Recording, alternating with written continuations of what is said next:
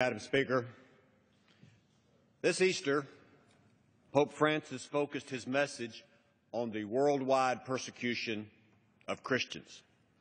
Around the world, Christians are being imprisoned, tortured, and killed for their faith.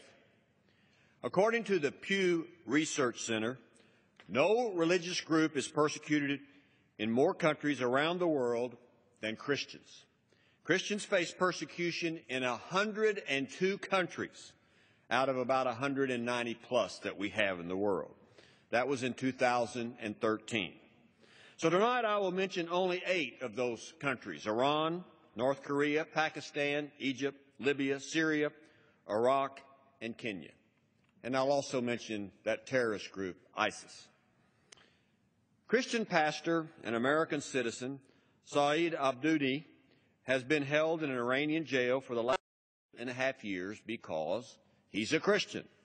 Weeks before he turned 7, Pastor Aboudi's son wrote his prison father and inviting him to come to his birthday party. In reply, Pastor Abini wrote, "Daddy loves you so much. I long to be there for your birthday and make this reunion happen, but my chains are keeping me from you." His son celebrated his 7th birthday last month. It was his 3rd birthday without his dad. His dad is still in the jailhouse because he's a Christian. According to the 2015 Open Doors World Watch List, North Korea is the worst persecutor of Christians in the whole world. Christians are sent to prison camps for possession of Bibles, which is a crime. Some are even executed because they are Christians. The State Department estimates that 80,000 to 120,000 North Koreans are imprisoned in labor camps, many because of their religious beliefs. In November of 2013, 80 North Korean Christians were reportedly executed for possession of Bibles and South Korean religious films. Now to Pakistan. In Pakistan, 2 suicide blasts hit the Christ Church and Catholic Church last month, killing 17 Christians. A Pakistan Taliban splinter group claimed responsibility for the attack, which left another 80 people injured. Last week, 2 Muslims heading to Friday prayers at their mosque in the same city where churches were being bombed came across a 14-year-old Christian boy. They stopped him and asked him his religious affiliation, and the boy proudly said, "I told them I was a Christian. They started beating me," he said. "Then I tried to run. The boys followed me through the street. They caught me and threw kerosene on me and set me on fire." This Pakistan boy, this Christian, has burns covering more than 55% of his body. In Egypt, over a 3-day period in 2013, Coptic Christians experienced the worst single attack against their churches in 700 years, with 40 Christian churches destroyed and over 100 other sites severely damaged.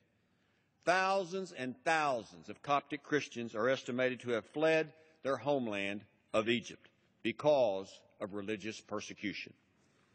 Most Coptic Christians in Egypt have a tattoo of a cross on their wrists, Madam Speaker. It's a sign of devotion to their Christian faith. When his Arabic language teacher told Aman Nabal Labib to cover that tattoo in the classroom, Aman pulled out the cross that was hanging around his neck for all in the classroom to see. The teacher was enraged. He choked Aman and asked his Muslim classmates, quote, "What are you going to do with them?" His classmates then beat Aman to death. He was murdered in an Egyptian classroom because he was a Christian. In Libya, ISIS captured and beheaded 21 people because they were Christians from nearby Egypt.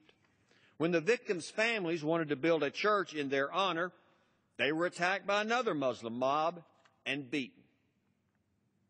In Syria, the situation is even worse for Christians. In June 2013, a cluster of Christian villages were totally destroyed. The head of all Franciscans in the Middle East reported that of the 4,000 inhabitants of the church village of Gassana, no more than 10 people remain. A village of 4,000 Christians, 10 are left. In Syria, it's not just Assad's thugs killing Christians. 2 Syrian bishops have been kidnapped by the rebel groups. Militants expelled 90% of Christians in the city of Homs, and Patriarch Gregorios III of Antioch says that in a population of 1.75 million, 450,000 Syrian Christians have fled Syria in fear. Then to Iraq. In Iraq, the story is just as bleak. The number of Christian churches in Iraq has declined from 300 in 2003 to 57 today. A place that Christians have called their home since the time of Jesus, Iraq's Christian population has almost entirely disappeared. The population has dropped 90% since the first Gulf War. In Kenya, Christians are also persecuted. At 5:30 in the morning on April the 2nd of this year, the terrorist group Al-Shabaab attacked a school. Collins Wedagungla, a student in the school, said that when the gunman arrived at his dormitory, he could hear them opening doors and asking the people who were hiding inside whether they were Christians or whether they were Muslims. Here's what he said.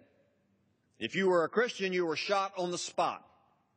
He told his spokesman told the BBC that it attacked the school because it's on Muslim land and it's colonized by non-Muslims.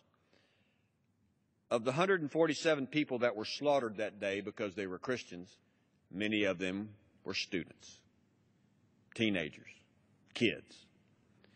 When the same